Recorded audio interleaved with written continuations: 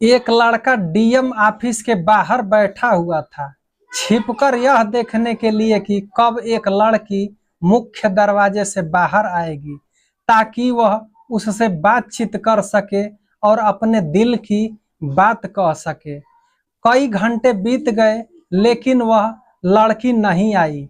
लड़का परेशान होकर डीएम ऑफिस में चला गया और डीएम अविनाश कुमार से मिलने पहुंचा। लड़का डीएम साहब से हाथ जोड़कर पूछता है कि साहब, क्या आपने मेरी रीचा को देखा है? डीएम साहब यह सुनकर चौंक जाते हैं और सोचने लगते हैं कि लड़का क्या कह रहा है। लड़का उनसे कहता है कि रीचा सोनी शायद आपसे मिली हो या मिलने वाली हो। क्या आप कागज में देख सकते हैं कि वह आई है कि नहीं आई है?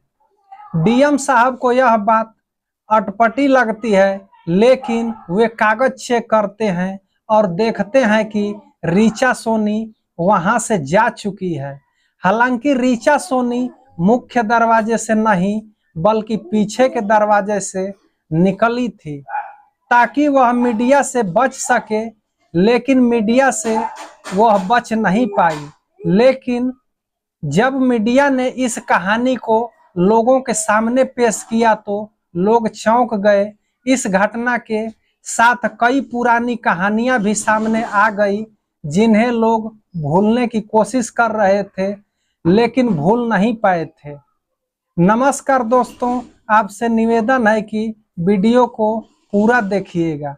अगर वीडियो अच्छा लगे तो लाइक कर दीजिएगा और चैनल को भी सब्सक्राइब कर लीजिएगा। यह घटना उत्तर प्रदेश के झांसी जिले की है, जहां बड़ा गांव गेट के पास बाबा का आटा नाम का एक जगह है। वहां रहने वाला नीरज विश्वकर्मा, जो पेशे से कारपेंटर है, सत्यम कॉलोनी की रीचा सोनी से एक दिन रास्ते में मिल जाता है। दोनों एक दूसरे को देखकर मुस्कुराते हैं और फिर अलग हो जाते हैं।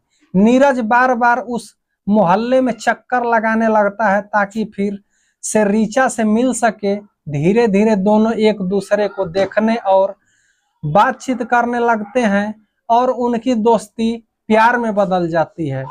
नीरज और रीचा 2018 में पहली बार मिले थे और 2022 तक उनका प्यार परवान चढ़ता रहा। उन्होंने शादी करने का फैसला किया, लेकिन रीचा के परिवार वाले तैयार नहीं थे, क्योंकि रीचा सुंदर थी और होशियार थी, जबकि नीरज एक साधारण मजदूरी करने वाला था। परिवार की नाराजगी के बावजूद 6 फरवरी 2022 को दोनों ने ओछा मंदिर में शादी कर ली। कुछ परिवार के सदस्य और दोस्त शादी में शामिल हुए और उन्होंने एक दूसरे से 7 जन्मों तक साथ निभाने का वादा किया। शादी के बाद रीचा ने नीरज से पढ़ाई जारी रखने की इच्छा जताई। नीरज ने उसकी पढ़ाई का समर्थन किया और अपनी कमाई से उसकी शिक्षा का खर्च उठाया। रीचा मेहनत से पढ़ाई करने लगी और 2023 में उत्तर प्रदेश में लेखपाल की वैकेंसी के लिए आवेदन किया। 2 जनवरी 2024 को जब रिजल्ट आया तो रीचा ने खुशी खुशी पाया कि उसका चयन लेखपाल के पद के लिए हो गया है। यह दिन उनके जीवन का सबसे खुशी का दिन था और पूरे घर में खुशियों के गीत गाए गए। इस तरह नीरज और रीचा की प्रेम कहानी एक सुखद मोड़ पर खत्म होती है, जहां दोनों ने अपने सपनों को साकार किया और एक दूसरे के साथ अपनी जिंदगी को खुशहाल बनाया। साल 2015 में ज्योति मौर्य के परिवार में खुशी की लहर दौड़ गई।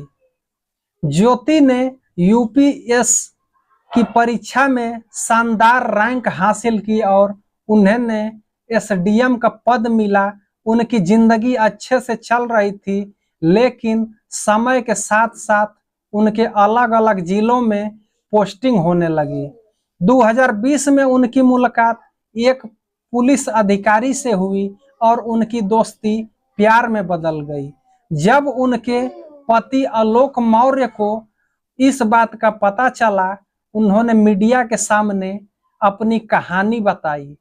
यह कहानी सोशल मीडिया पर तेजी से वायरल हो रहा था, बिल्कुल वैसे ही जैसे आज ऋचा सोनी और नीरज विश्वकर्मा की कहानी वायरल हो रही है।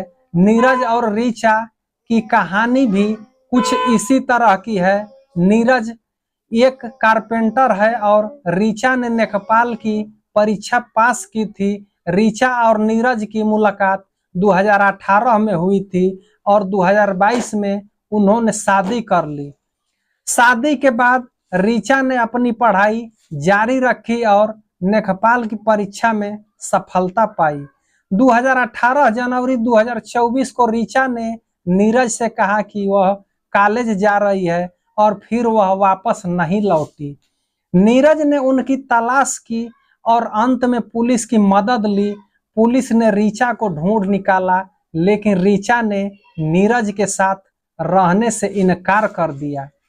उसने कहा कि वह अब लेखपाल बन चुकी है और नीरज एक मजदूर है, इसलिए वह साथ नहीं रह सकती।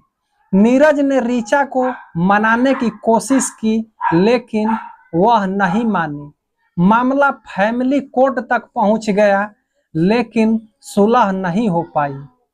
9 जुलाई 2024 को नीरज ने सुना कि डीएम ऑफिस में लेखपालों के नियुक्ति पत्र बांटे जाएंगे, इसलिए वह डीएम ऑफिस के बाहर ऋचा का इंतजार करने लगा, लेकिन ऋचा नहीं आई। नीरज ने डीएम अविनाश कुमार से मुलाकात की और अपनी कहानी सुनाई। यह मामला भी सोशल मीडिया पर वायरल हो गया और लोगों को ज्योति मौर्य और आलोक मौर्य की कहानी याद आई। इस कहानी का उद्देश्य किसी को दुखी करना नहीं है, बल्कि यह बताना है कि जब पति पत्नी के बीच में विवाद होता है तो कई बार समाज के ताने उनकी जिंदगी में दरार पैदा कर देते हैं। अगर दोनों पक्ष आपसी में समझदारी से काम लें तो शायद ऐसी नौबत नहीं आएगी। उम्मीद है कि नीरज और ऋचा भी किसी तरह अपने मतभेदों को सुलझाकर एक साथ आ जाएं। दोस्तों, इस पूरे घटनाक्रम को सुनाने का उद्देश्य किसी को परेशान करना नहीं है, किसी का दिल दुखाना नहीं है, बल्कि आपको जागरूक करना है, आपको सचेत करना है। इस घटनाक्रम को सुनने के बाद आप लोग ऐसी गलती ना करें और अपना ख्याल रखें, अपने परिवार का ध्यान रखें। दोस्तों, मिलते हैं किसी और वीडियो में। धन्यवाद।